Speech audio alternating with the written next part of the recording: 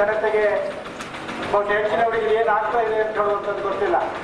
ನಾನು ಪ್ರಕಾಶ್ ಚಂದ್ರ ಶೆಟ್ಟಿ ಅಂತ ಹೇಳಿ ಬಹುಶಃ ಕಮ್ಮದಗೋಡೆ, ಅಳಗೇರಿ, ಉಳ್ಳೂರನ್ನೊಂದು, ಕರೆಂಜಾಲು, ಹೇರು ಈ ಭಾಗದಲ್ಲಿ ಒಂದು ಬಹಳ ದೊಡ್ಡ ನದಿ ಕೆಳಮಾವಿನ ಹೊಳೆ ನದಿ ಹರಿತಾ ಇದೆ. 23ನೇ ಇಸವಿಯಲ್ಲಿ ಒಂದು 72 ಕೋಟಿಯ ಒಂದು ಯೋಜನೆ ಈ ಒಂದು ಹೊಳೆಗೆ ರಚಿಸಿದ ಕಿಂಡಿ ಅಣೆಕಟ್ಟಿನಲ್ಲಿ ಒಂದು ಲಿಫ್ಟ್ ಇರಿಗೇಷನ್ ಅನ್ನ ಆರಂಭ ಮಾಡಬೇಕು ಅಂತ ಹೇಳುವಂತಹ ವಿಚಾರವನ್ನು ಇಟ್ಟುಕೊಂಡು ಬಹುಶಃ ಅದನ್ನ ಕಾಲ್ತೋಡು ಗ್ರಾಮದ ಪಶ್ಚಿಮ ಭಾಗಕ್ಕೆ ಕೊಂಡೊಯ್ಯುವಂತಹ ಒಂದು ವ್ಯವಸ್ಥೆಗಳನ್ನ ನೆರಂಜಾಲು ಗ್ರಾಮದ ಇದಕ್ಕೆ ವ್ಯವಸ್ಥೆಗಳನ್ನು ಮಾಡ್ತಾರೆ. ದುರ್ದೈವ ಅಂತಂದ್ರೆ ಈ ಯೋಜನೆಗೆ ಅಪ್ಪ ಯಾರ್ಯಾರು ಗೊತ್ತಿಲ್ಲ ನಮಗೆ. ಅದು ಯಾಕಂತಂದ್ರೆ ಒಂದು ಶೌಚಾಲಯವನ್ನ, ಒಂದು ಶಾಲೆಯನ್ನ ಅಥವಾ ಒಂದು 10 ಲಕ್ಷದ ಕಾಮಗಾರಿ ಆದ್ರೆ ಆ ಅಪ್ಪಂದಿರ ಬೋರ್ಡ್ ಎಲ್ಲ ಹಾಕ್ತಾರೆ. ಇಂಥವರಿಂದ ಈ ಕೂಸು ಹುಟ್ಟುತ್ತದೆ, ಇದಕ್ಕಿಷ್ಟು ದುಡ್ಡು ಬಂದಿದೆ, ಇವರಿಗೆ ಅಭಿನಂದನೆಗಳು, ಮತ್ತೊಂದು ಏನು ಗುದ್ದಲಿ ಪೂಜೆ, ಮತ್ತೆ ಅದನ್ನು ತಂದಂತ ಯೋಜನೆ ತಂದಂತ ದಿವಂಗತ ಪ್ರಕಾಶ್ ಚಂದ್ರ ಶೆಟ್ಟಿ ಅವರಿಗೆ ಅಭಿನಂದನೆ. ದಿವಂಗತನ ಅಲ್ಲಲ್ಲ, ಮತ್ತೆ ಆ ರೀತಿ ಬೋರ್ಡ್ ಎಲ್ಲ ಹಾಕ್ತಾರೆ. ಆದರೆ 72 ಕೋಟಿಯ ಯೋಜನೆ ಬಹುಶಃ 25ನೇ ಇಸವಿಯ ತನಕ 2 ವರ್ಷದ ತನಕ ಕಾಮಗಾರಿ ನಡೆದರೂ ಕೂಡ ಈ ಯೋಜನೆಯ ಅಪ್ಪ ಯಾರಂತ ಗೊತ್ತಿಲ್ಲ. ಈ ಯೋಜನೆಗೆ ಒಂದು ಗುದ್ದಲಿ ಪೂಜೆ ಆಗೋದಿಲ್ಲ. ಈ ಯೋಜನೆ ತಂದವರಿಗೆ ಅಭಿನಂದನೆ ಇಲ್ಲ, ಪೊಲಿಟಿಕಲ್ ಕ್ರೆಡಿಟ್ ಇಲ್ಲ. ಅಂದ್ರೆ ಯಾವುದೇ ಅಪ್ಪ ಇಲ್ಲ ಹುಟ್ಟಿದಂತ ಒಂದು ಕೂಸು ಇದಾಗ್ತಾ ಇದೆ.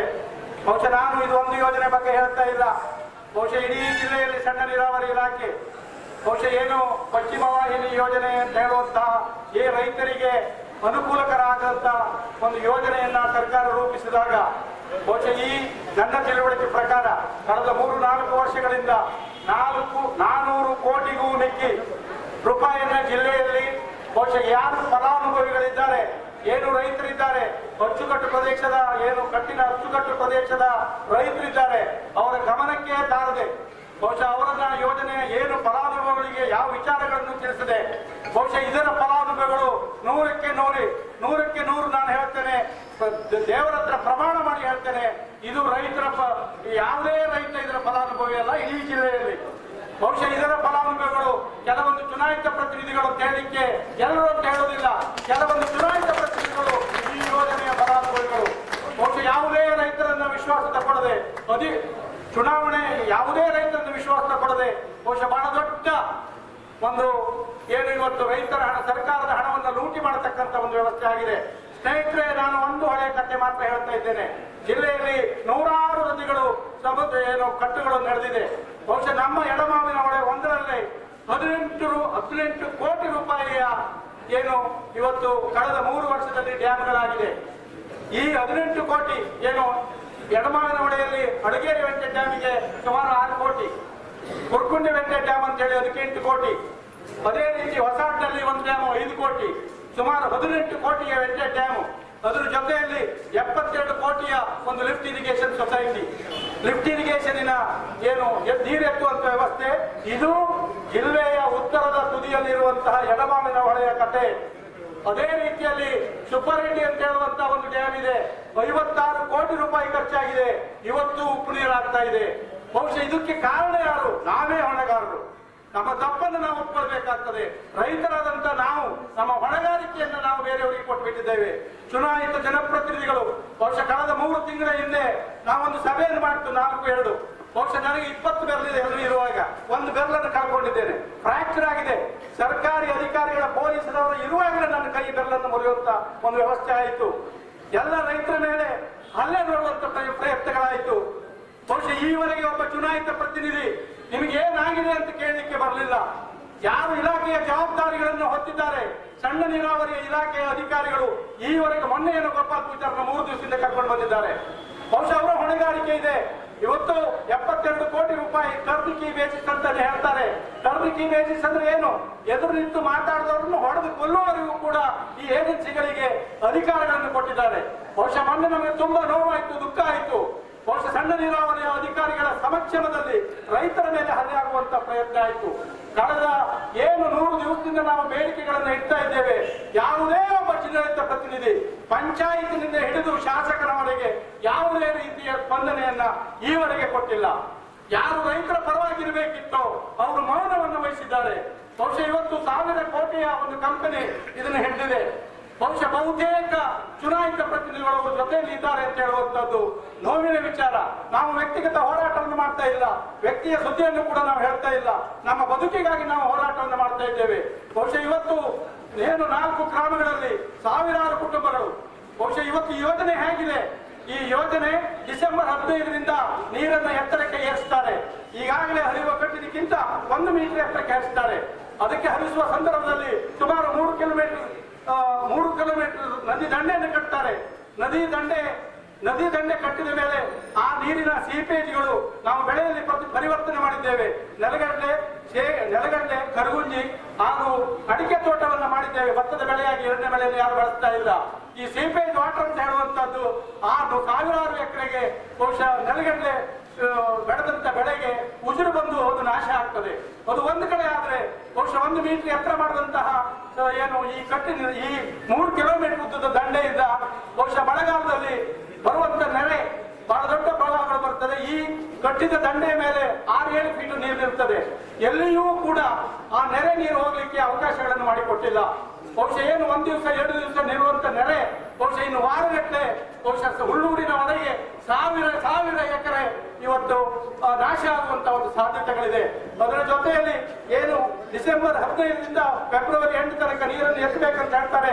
ನಮ್ಮಲ್ಲಿ ಅನುಭವ ಇದೆ. 400 HP ಏನು ಇಂಜನ್ ಅನ್ನ ಕಟ್ಟಿದ ನೀರಿನ ಒಳಗೆ ಹಾಕಿ 260 HP 3 ಇಂಜನ್ಗಳಿರ್ತದೆ. ಅದರಲ್ಲಿ ಒಂದು ಸ್ಟ್ಯಾಂಡ್ ಬೈ ಹತ್ರ 500 HP ನೀರನ್ನ ಈ ಸಣ್ಣ ತೋಡಿನಿಂದ ಹೊಳೆಯಿಂದ ಎತ್ತುವಂತ ವ್ಯವಸ್ಥೆ ಬಹುಶಃ ನಮಗೆ ಅನುಭವ ಇದೆ. ನಾವು 100 ವರ್ಷದಿಂದ ಈ ಕಟ್ಟನ್ನು ನಮ್ಮ ಹಿರಿಯರು ಕಟ್ಕೊಂಡು ಬಂದಿದ್ದಾರೆ. ಸೊಪ್ಪಿನ ಕಟ್ಟನ್ನು ಕಟ್ಕೊಂಡು ಬಂದಿದ್ದೇವೆ. ಮಕರ ಶಕ್ತಿ ಮಾರಣಕಟ್ಟೆ ಹಬ್ಬದ ಮೇಲೆ 1 ಉಂಡು ನೀರು ಕೂಡ ಈ ಸಮುದ್ರಕ್ಕೆ ಹೋಗುವ ನೀರು ಇರುವುದಿಲ್ಲ. ಬಹುಶಃ ಇವರಿಗೆ ಸಿಕ್ಕಿದ್ರೆ 15 ದಿವಸದ ನೀರು. ಬಹುಶಃ ಇಷ್ಟೆಲ್ಲ 72 ಕೋಟಿ ಏನು ವೆಚ್ಚವನ್ನು ಮಾಡಿಕೊಂಡು ಬರೇ 15-20 ಎಕರೆ ಜಾಗಕ್ಕೆ ಹೋಗುವಂತ ಒಂದು ವ್ಯವಸ್ಥೆಗಳನ್ನ ಮಾಡಿಕೊಂಡಿದ್ದಾರೆ. ಅದರ ಜೊತೆಯಲ್ಲಿ ಬಹುಶಃ ಇವತ್ತು ದಬ್ಬಾಳಿಕೆ, ಮಾತಾಡಿದವರ ಮೇಲೆ ದಬ್ಬಾಳಿಕೆ ಆಗ್ತದೆ. ಇದು ನಾವು ಬಳ್ಳಾರಿಯಲ್ಲಿದ್ದೇವಾ ಅಥವಾ ನಾವು ಮೈಸೂರಿನಲ್ಲಿದ್ದೇವಾ ಅಂತ ಹೇಳುವಂತದ್ದಕ್ಕೆ ನಮಗೆ ನೋವಾಗ್ತಾ ಇದೆ. ಬಹುಶಃ ಅಲ್ಲಿಯ ಈ ಕಂಪನಿಯ ಒಬ್ಬ ಸೋದರ ಬಹುಶಃ ನಾಡುವಂತಹ ದಬ್ಬಾಳಿಕೆಗಳು. ಬಹುಶಃ ನಾವು ಬಳ್ಳಾರಿಯಲ್ಲಿದ್ದೇವಾ, ಒಳ್ಳೆಯ ಪೊಲೀಸ್ ವ್ಯವಸ್ಥೆ ಇರುವಾಗ ಅನಧಿಕೃತ ಗಣಿಗಾರಿಕೆ, ಅನಧಿಕೃತವಾಗಿ ಏನು ಲಿಕ್ಕರನ್ನು ಮಾಡುವಂತದ್ದು, ಆ ದುಡ್ಡನ್ನು ನಾನು ಚುನಾವಣೆ ಸಂದರ್ಭದಲ್ಲಿ ಹೇಳಿದ್ದೇನೆ. ಇವತ್ತು ಕೂಡ ಇಂಥ SP ಇರುವಾಗ ಇವತ್ತು ಕೂಡ ಅದು ಆಗ್ತಾ ಇದೆ. ಇವತ್ತು ನಮಗೂ ನೋವಿದೆ. ಇವರ ದಬ್ಬಾಳಿಕೆ, ಇವರ ಹೋರಾಟ ನಮ್ಗೆಲ್ಲ ಇವರ ಒಂದು ಏನು ಹಣಬಲ, ಭುಜಬಲ, ಹಾಗೆ ಅದೇ ರೀತಿಯಲ್ಲಿ ಏನು ಇವತ್ತು ಆಡಳಿತದ ಬಲವನ್ನು ಉಟ್ಕೊಂಡು ಜನರ ಸ್ವರವನ್ನು ಕಟ್ಟಿಸುವಂತಹ ವ್ಯವಸ್ಥೆಗಳನ್ನ ಮಾಡ್ತಾ ಇದ್ದಾರೆ. ಏನೇ ಇರಲಿ, ನಮ್ಮ ಹತ್ರ ಹಣ ಇಲ್ಲದೆ ಇರಬಹುದು, ನಮ್ಮ ಹತ್ರ ಕೋಟಿ ರೂಪಾಯಿ ಮೌಲ್ಯದ ಸ್ವಾಭಿಮಾನ ಇದೆ. ಆ ಸ್ವಾಭಿಮಾನದ ಮುಂದೆ ಈ ಯಾವ ಹಣವೂ ಕೂಡ ಲೆಕ್ಕಕ್ಕಿಲ್ಲ ಅಂತ ಹೇಳುವಂತಹ ವಿಚಾರವನ್ನು ಹೇಳ್ಕೊಡ್ತಾ ಬಹುಶಃ ನಾವು ವೈಯಕ್ತಿಕ ಟೀಕೆಗಳನ್ನು ಮಾಡ್ಲಿಕ್ಕೆ ಹೋಗುವುದಿಲ್ಲ. ವ್ಯವಸ್ಥೆ ಬಗ್ಗೆ ನೋವಿದೆ. ಬಹುಶಃ ವ್ಯವಸ್ಥೆ ನಾವು ನೋಡ್ತಾ ಇದ್ದೇವೆ. ಯಾರಿದ್ದಾರೆ ನಮ್ಮ ಜೊತೆಯಲ್ಲಿ? ಭಗವಂತ ಮತ್ತೆ ಈ ಒಂದು ಬೆರಳೆಣಿಕೆಯ ಜನ ಬಿಟ್ಟರೆ ಮತ್ತೆ ಯಾರಿಲ್ಲ. ಯಾಕಂದ್ರೆ ಇದು ಒಂದು 60 ಲಕ್ಷ 70 ಲಕ್ಷದ ಯೋಜನೆ ಅಲ್ಲ, ಇದು 72 ಕೋಟಿಯ ಯೋಜನೆ. ಆದ್ರಿಂದ ನಮಗೆ ನಾಯಕರುಗಳಿಲ್ಲ. ಬಹುಶಃ ಏನೇ ಇದ್ರೂ ಕೂಡ ನಮ್ಮ ಹೋರಾಟವನ್ನ ನಾವು ಮುಂದುವರಿಸ್ತೇವೆ. ಬಹುಶಃ ಯಾವುದೇ ರೀತಿಯಲ್ಲಿ ಬರೇ ಇಲ್ಲಿಗೆ ನಾವು ಸೀಮಿತಗೊಳಿಸ್ತಾ ಇಲ್ಲ. ಬಹುಶಃ ಜಿಲ್ಲಾ ರೈತ ಸಂಘದ ಪ್ರತಿನಿಧಿಯಾದಂತ ಉದಯ್ ಕುಮಾರ್ ಶೆಟ್ಟಿ ಅವರು ಬಂದಿದ್ದಾರೆ. ನಾವು ಪ್ರತಾಪ್ ಚಂದ್ರ ಶೆಟ್ಟಿ ಅವರ ನೇತೃತ್ವದಲ್ಲಿ ಈ ಸಣ್ಣಾವರಿ ಏನು ನೀರಾವರಿ ಇಲಾಖೆ ಇದೆ, ಇದರಲ್ಲಿ ಇಡೀ ಜಿಲ್ಲೆಯಲ್ಲಿ ಏನಾಗಿದೆ ಅನ್ನುವಂತಹ ಹೋರಾಟವನ್ನ ಇವತ್ತಿನಿಂದ ನಾವು ಆರಂಭಗೊಳಿಸ್ತಾ ಇದ್ದೇವೆ. ಬಹುಶಃ ಏನು ಆಗಿದೆ ಕಳೆದ 4 ವರ್ಷಗಳಿಂದ ಯಾವುದೇ ರೈತರಿಗೆ ನಿನ್ನೆ ಒಂದು ನೋಡ್ತಾ ಇದ್ದೇನೆ. ಬಹುಶಃ ಹೆಬ್ರಿಯಲ್ಲಿ ಏನಾಗಿದೆ, ಬೇರೆ ಕಟ್ಟೆಗಳ ದೂರುಗಳು ನಮಗೆ ಬರ್ತಾ ಇದ್ದೇವೆ. ಏನೇ ಇರಲಿ, ಇವತ್ತು ಸಾಕಷ್ಟು ಸಂಖ್ಯೆಯಲ್ಲಿ ನಮಗೆ ಜಯಂತಿ ಅಧಿಕಾರರ ನೇತೃತ್ವದಲ್ಲಿ ಹೋರಾಟ ಸಮಿತಿಯನ್ನು ಕಳೆದ 3 ತಿಂಗಳಿಂದ ಮಾಡಿಕೊಂಡಿದ್ದೇವೆ. ಬಹುಶಃ ಅನೇಕ ವಿಚಾರಗಳು ಇದರಲ್ಲಿದೆ. ನಮ್ಮ ಬೇಡಿಕೆ ಇಷ್ಟೇ, ಬಹುಶಃ ನಮಗೆ ಜಾಗ್ವಾಲನ್ನ ಏನು ಕರ್ನಾಟಕ ಸರ್ಕಾರದ ನಡವಳಿಕೆಯಂತೆ ಅದು ಕಟ್ಟಿನ ಕೆಳಗಡೆ ಆಗಬೇಕಿತ್ತು, ಅದನ್ನು ಕಟ್ಟಿನ ಮೇಲ್ಗಡೆ ಮಾಡಿದ್ದಾರೆ. ಇದರ ಹೊಣೆಗಾರಿಕೆಯನ್ನು ಗುತ್ತಿಗೆದಾರರ ಮೇಲೆ ನಾನು ವಹಿಸೋದಿಲ್ಲ. ಇದನ್ನು ಪರಿಶೀಲಿಸಬೇಕಾದಂತಹ ಅಧಿಕಾರಿಗಳು ಕೆಳಗೆ ಅದನ್ನ ಮಾಡಲಿಕ್ಕೆ ಅವಕಾಶಗಳನ್ನು ಮಾಡಿಕೊಟ್ಟಿದ್ದಾರೆ.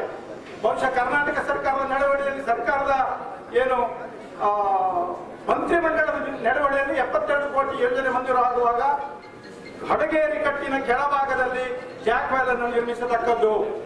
ಅದ್ರ ಜೊತೆಯಲ್ಲಿ ನಕ್ಷೆಯನ್ನು ಕೊಟ್ಟಿದ್ದಾರೆ. ಏನು ಖಾಸಗಿ ಏಜೆನ್ಸಿ ಮಾಡಿಕೊಟ್ಟಂತಹ ಏನು ನಕ್ಷೆಗೆ ಇಲ್ಲಿಯ executive engineer, assistant executive engineer, executive engineer, SC ಇವರೆಲ್ಲರೂ ಕೂಡ ಏನು ಅದನ್ನ ಒಪ್ಪಿ ಸರ್ಕಾರಕ್ಕೆ ಕಳಿಸಿದ್ದಾರೆ. ಇವತ್ತು ಕಳೆದ ಒಂದು ತಿಂಗಳಿಂದ ನಾವು ನೋಡ್ತಾ ಇದ್ದೇವೆ, ಟೆಂಡರ್ ಆದ್ಮೇಲೆ ಇವರು ಅದನ್ನ ನಿನ್ನೆ ಮುಂದೆ ತೋರಿಸ್ತಾರೆ, ಸರ್ ಇದು ಚೀಫ್ ಇಂಜಿನಿಯರ್ ದಸ್ಕತ್ತಿಲ್ಲ, ಅದಕ್ಕೆ ನಾವು ಬದಲಾಯಿಸಿದ್ದೇವೆ ಅಂತ. ಬಹುಶಃ ಟೆಂಡರ್ ಅಲ್ಲಿ ಕೆಳಗೆ ಮಾಡ್ಬೇಕಂತಿತ್ತು. ನನಗೆ 65 ವರ್ಷ, 87ರಿಂದ ಒಬ್ಬ ಚುನಾಯಿತ ಪ್ರತಿನಿಧಿಯಾಗಿ ನಾನು ಇದ್ದವನು. ಎಸ್ಟಿಮೇಟ್ ಈ ಟೆಂಡರ್ ಎಲ್ಲ ನಾನು ನೋಡಿದ್ದೇನೆ, ಮಾಡಿದ್ರೂ ಕೂಡ ಬಹುಶಃ ಬೇರೆ ಬೇರೆ ಸಂಘಗಳಲ್ಲಿ ಮಾಡಿದ್ದೇನೆ ನಾನು. ಅದು ಏನು ಆಸ್ ಪರ್ ಎಸ್ಟಿಮೇಟ್ ಇವ್ರೇನು ಮಾಡಬೇಕಿತ್ತು, ಇದರ ಹೊಣೆಗಾರಿಕೆಯನ್ನ ನಾವು ಗುತ್ತಿಗೆದಾರರ ಮೇಲೆ ಹಾಕೋದಿಲ್ಲ. ಇನ್ನು ಕೆಲವರು ಹೇಳ್ತಾರೆ, ನೀವೇನು ಸತ್ತು ಬಿದ್ದಿದ್ದೀರಾ, ಈವರೆಗೆ ನೀವು ಯಾಕೆ ಮಾತಾಡಲಿಲ್ಲ? ಬಹುಶಃ ನಮ್ಮ ತಪ್ಪು ಇರಬಹುದು. ಅದ್ರ ಜೊತೆಯಲ್ಲಿ ಎಸ್ಟಿಮೇಟ್ ಅಂತೆ ಕೆಲಸ ಮಾಡಬೇಕಾದಂಥದ್ದು ಸರ್ಕಾರಿ ಅಧಿಕಾರಿಗಳ ಕರ್ತವ್ಯ. ಬಹುಶಃ ಅವರು ತಪ್ಪಿದ್ದಾರೆ. ಅವ್ರಿಗೇನು ಗುತ್ತಿಗೆದಾರರಿಗೆ ದುಡ್ಡು ಕೊಡಬೇಕಿದ್ರೆ ಇವ್ರ ಸಂಬಳದಲ್ಲಿ ಕಟ್ಟುಮಣಿ 2 ಕೋಟಿ ಕೊಡ್ಲಿ. ಯಾರು ಅಧಿಕಾರಿಗಳು ಆ ಜಾಗವನ್ನು ತೋರಿಸಿದ್ದಾರೆ ಅವರು ಹೊಣೆಗಾರರಾಗ್ತಾರೆ, ಬಿಟ್ಟರೆ ನಾವು ಹೊಣೆಗಾರರಾಗೋದಿಲ್ಲ. ಅದ್ರ ಜೊತೆಯಲ್ಲಿ ಏನು ಕಟ್ಟೆಗಳನ್ನು ಕಟ್ಟಿದ್ದಾರೆ, ಏನು ಸೈಡ್ ವೇಲ್ ಅನ್ನು ಮಾಡಿದ್ದಾರೆ, ಅದು ಕೂಡ ಅದನ್ನು ಇನ್ನು ಮುಂದುವರಿಸಲೇಬಾರದು. ಅದು ಮುಂದುವರಿಸಿದ್ರೆ ಖಂಡಿತವಾಗಿಯೂ ಒಂದು ವಿಶೇಷ ಅಧ್ಯಯನ DC ನೇತೃತ್ವದಲ್ಲಿ ಅದರ ಸಾಧಕ ಆಗಬೇಕು. ಏನು ಇವತ್ತು ಇನ್ನೂ ಕೂಡ ಮುಂದುವರೆದರೆ ಇದು CRZ ವ್ಯಾಪ್ತಿಯಲ್ಲಿ ಕಟ್ಟು ಬರ್ತದೆ. ಯಾವುದೇ CRZ ಅನುಮತಿಯನ್ನು ಕೂಡ ಪಡ್ಕೊಂಡಿಲ್ಲ. ಇವತ್ತು CRZ ವ್ಯಾಪ್ತಿಯಲ್ಲಿ ಯಾವುದೇ ಕಾಮಗಾರಿ ಮಾಡಬೇಕಿದ್ರೆ CRZ ಅನುಮತಿ ಪಡ್ಕೋಬೇಕು. ಬಹುಶಃ ಅದನ್ನು ಕೂಡ ಪಡ್ಕೊಂಡಿಲ್ಲ. ಅನೇಕ ಲೋಪಗಳಿದ್ದಾವೆ. ಆ ಬಗ್ಗೆ ಮಾತಾಡಿದ್ರೆ ಗಂಟೆ ಆಗ್ಬಹುದು. ಬಹುಶಃ ಬೇರೆ ಬೇರೆ ಕಾರ್ಯಕ್ರಮಗಳಿಂದ ಹೆಚ್ಚು ನಾನು ಹೋಗೋದಿಲ್ಲ. ಬಹುಶಃ ಒಂದು ವಿಚಾರವನ್ನ ನಾನು ಮನನ ಮಾಡ್ತೇನೆ. ಸರ್ಕಾರಕ್ಕೆ ಏನು ಭೂಸ್ವಾಧೀನಕ್ಕೆ 2 ಕೋಟಿ ರೂಪಾಯಿ ಯೋಜನೆಯಲ್ಲಿ ಏನು ಅದಕ್ಕೆ ಪರಿಹಾರವನ್ನು ಮೀಸಲಿಟ್ಟಿದ್ದಾರೆ. ಈವರೆಗೆ ಆ ಸರ್ಕಾರಕ್ಕೆ ಆ ಹಣವನ್ನು ಇವರು ಜಮಾ ಮಾಡಿರುವುದಿಲ್ಲ. ಬಹುಶಃ ನಿಯಮಾನುಸಾರ ಮಾನ್ಯ ತಹಶೀಲ್ದಾರ್ ಇದ್ದಾರೆ. ನಿಯಮಾನುಸಾರ ಭೂಸ್ವಾಧೀನಕ್ಕೆ 2 ಕೋಟಿಯನ್ನ ಏನು ಅವರಿಗೆ ಡೆಪಾಸಿಟ್ ಮಾಡಿ ಆಮೇಲೆ ಸರ್ಕಾರದಿಂದ ಭೂಸ್ವಾಧೀನ ಆಗಬೇಕು.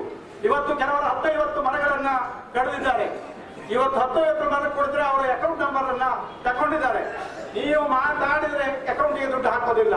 ನಾವು ಈ ಗುತ್ತಿಗೆದಾರರ ಮನೆ ಭಿಕ್ಷೆಗೆ ರೈತರು ಬಂದಿಲ್ಲ. ಸ್ವಾಭಿಮಾನದ ದುಡ್ಡನ್ನ ನಾವು ಕೇಳ್ತಿದ್ದೇವೆ, ನಮ್ಮ ಹಕ್ಕನ್ನ. ಆದ್ರೆ ಭೂಸ್ವಾಧೀನದ ಕೆಲಸ ಈವರೆಗೂ ಕೂಡ ಆರಂಭ ಆಗಿಲ್ಲ. ಅನೇಕ ಲೋಪಗಳನ್ನ ಬಹುಶಃ ಇಲಾಖೆ, ನಾವು ಗುತ್ತಿಗೆದಾರರಿಂದ ದೂರೋದಿಲ್ಲ. ಇದಕ್ಕೆಲ್ಲ ಹೊಣೆಗಾರರು ಸಣ್ಣ ನೀರಾವರಿ ಇಲಾಖೆ. ಬಹುಶಃ ಬಹಳ ದುರ್ದೈವದ ಸಂಗತಿ ಅಂತಂದ್ರೆ, ಆ ದಿವಸ ಏನು 4ನೇ ತಾರೀಕು ಫೆಬ್ರವರಿ ಎಂದು ಘಟನೆ ನಡೆದಿತ್ತು. ಸಣ್ಣ ನೀರಾವರಿ ಇಲಾಖೆ ಹಾಗೂ ಗ್ರಾಮ ಪಂಚಾಯತ್ ಕರೆದಂತ ಸಭೆಗೆ ನಾವು ಪ್ರಶ್ನೆಗಳನ್ನು ಕೇಳಲಿಕ್ಕೆ ಹೋಗಿತ್ತು. ಬಹುಶಃ ಇವರ ಸಮಕ್ಷಮದಲ್ಲಿ ಏನು ಗುತ್ತಿಗೆದಾರರ ಬಂದು ಅದರ ಜೊತೆಯಲ್ಲಿ ಗುತ್ತಿಗೆ ಕಂಪನಿಯ ಮ್ಯಾನೇಜರು ವಿಡಿಯೋ ನೋಡಬಹುದು. ಅವರು ಬಂದು ತಳ್ಳಿದ್ದಾರೆ, ಹೊಡೆದಿದ್ದಾರೆ. ಮುಂದಕ್ಕೆ ಒಂದಿಷ್ಟು ಹುಡುಗರು ಯೋಗಿದ್ರು ಇಲ್ಲದಿದ್ರೆ ನಮ್ಮ ಮೂಡೆ ಕೂಡ ಸಿಗಲಿಕ್ಕೆ ಸಾಧ್ಯ ಇಲ್ಲ ಇತ್ತು. ಬಹುಶಃ ಇಂತಹ ದೌರ್ಜನ್ಯ ಮಾಧ್ಯಮಗಳು ಎದುರೇ ಮಾಡಿದ್ದಾರೆ. ಬಹುಶಃ ನಾವು ಈವರೆಗೆ ಸುಮ್ಮನಿತ್ತು. ಯಾಕಂದ್ರೆ ನೋವನ್ನ ಅನಿಸಿಯಾದ್ರೂ ಕೂಡ ಆ ಒಂದು ನ್ಯಾಯ ಸಿಗಲಿ ಅಂತ ಹೇಳಿ. ಆದ್ರೆ 100 ದಿವಸದಿಂದ ಯಾವ ನ್ಯಾಯವೂ ಸಿಕ್ಕಿಲ್ಲ ನಮಗೆ. ಆ ಕಾರಣಕ್ಕಾಗಿ ಇವತ್ತು ಮಾನ್ಯ ಮುಖ್ಯಮಂತ್ರಿಗಳಿಗೆ ನಾವು ಮನವಿಯನ್ನ ಅರ್ಪಿಸಲಿಕ್ಕೆ ಬಂದಿದ್ದೇವೆ. ಈ ವಿಚಾರಗಳನ್ನು ಇಟ್ಕೊಂಡು ಆ ವಿಚಾರದಲ್ಲಿ ನಾವು ಇವತ್ತು ತಹಶೀಲ್ದಾರ್ ಮೂಲಕ ಸರ್ಕಾರವನ್ನು ಒತ್ತಾಯಿಸುವಂತಹ ಒಂದು ಕಾರ್ಯಕ್ರಮ ಇದೆ.